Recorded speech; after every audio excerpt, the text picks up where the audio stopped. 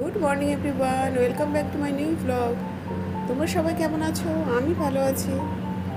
দেখো সকাল এখন 8টা বাজে।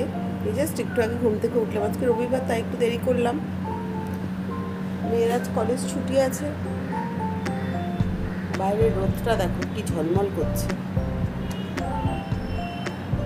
একটু ফ্রেশ হয়ে যে কাজটা আমার প্রথম থাকে সেটা হচ্ছে এই দুধ জাল দেওয়া আর 1 কাপ চা করা। এতক্ষণ দাঁড়িয়েছিলাম, দুধটা ফুটলো না। যেই আমি মাছটা বার করাতে গেছি অমনি দুধটা ফুটে গেল। এটাই তো হয়। তাও হয়ে গেছে, আমি ছেঁকে নিই। চাটা খাওয়ার আগে আমি মাছগুলোকে জলে দিয়ে দিলাম, ততক্ষণ বরফটা ছাড়ুক।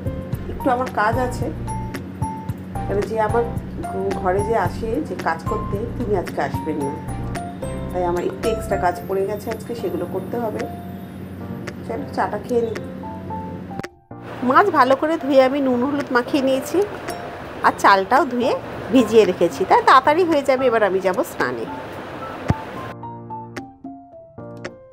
বাইরে যা রোদ উঠেছিল তাই দেখে আমি 1 বালতি কাপড় কাচলাম। বাইরের অবস্থাটা দেখো কি মেঘ করেছে।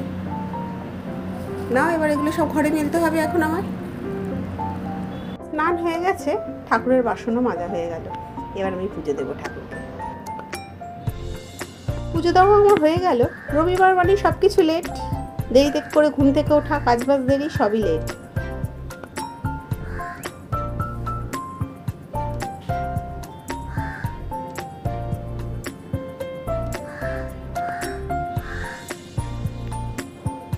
আজ আমার ব্রেকফাস্টে আছে ব্রেড বাটার, আছে একটু ড্রাই ফ্রুটস, খেজুর, কিশমিশ, আমন্ড বাদাম, আর আছে 1 কাপ চা।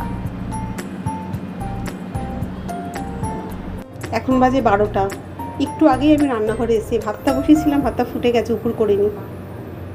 সবজি আমার সমস্ত কাটা হয়ে গেছে, এবার আমি যাব রান্নাঘরে। চলো রান্নাটা করে নেওয়া যাক। এদিকে আমি নিহারি মাছটা বসিয়ে দিয়েছি, হোক। পাশেরটায় আমি মাছ ভাজা বসিয়ে দিই। মাছের ঝাল আমার রেডি। মেয়ে অনেকক্ষণ ধরে বসে আছে, খেতে দিয়ে দিই। তাহলে দুপুরে লাঞ্চের মেনু নিয়ে চলে এসেছি। আজ লাঞ্চের মেনুতে আছে সাদা ভাত, আছে কলমি শাক ভাজা, আছে নিহারি মাছের ঝুড়ো, আছে লালনটিকা মাছের ঝাল, চাটনি আর পাঁপড়। তোমরা কে কী খেলে কমেন্ট করে জানিও।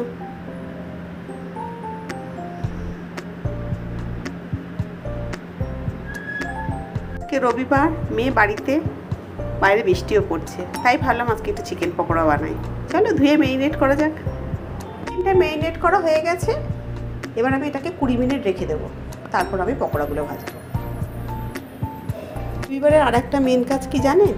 এই সারা সপ্তাহের আদা রসুন স্টোর করে রাখা, মিক্সিতে বেটে। আমিও তাই করছি, একটু সময় পেলাম তাই করে রাখি। সারা সপ্তাহ আমার চলে যাবে। আদা রসুনটা আমি পেস্ট করে রাখলাম। এবার এতে একটু সাদা তেল দিয়ে, নুন দিয়েই বেটেছি,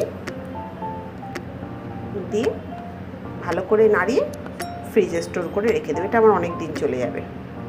হচ্ছে চিকেন পকোড়া, এদিকে হচ্ছে চা। রবিবারের সন্ধ্যাটা পুরো জমে যাবে। চা চিকেন পকোড়া চলে এসেছে, এবার আমরা দুজনে খাই। যদি ভিডিওটা ভালো লাগে তাহলে একটা লাইক করবেন, কমেন্ট, শেয়ার, ফলো করতে ভুলবেন না। ভিডিওটা আমি এখানেই শেষ করছি। ভালো থাকবেন, সুস্থ থাকবেন।